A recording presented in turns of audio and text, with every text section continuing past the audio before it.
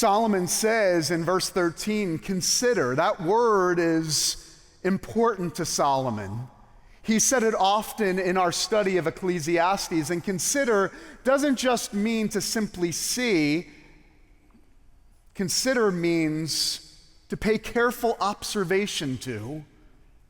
And often in the book of Ecclesiastes, Solomon calls us to consider, but he often calls us to consider life under the sun. But here he's taking us above the sun.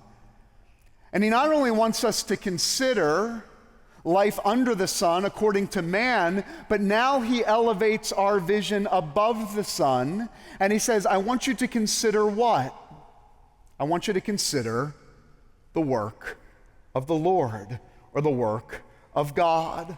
I want you to consider life with God at the center. And what work in particular does Solomon want us to consider?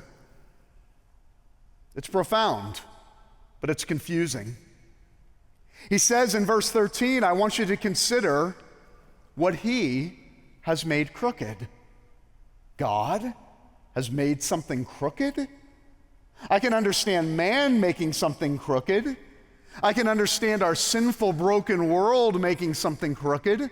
But here Solomon says, I want you to consider the work of the Lord, what he has made crooked. And this is profound, but incredibly helpful as we examine our lives.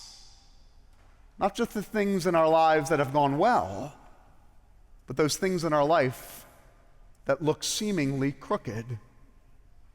What Solomon is doing here is he's calling us to pay heed and attention to the sovereign goodness of God in all things, even those things in our lives that don't make sense, even those things in our life that seem crooked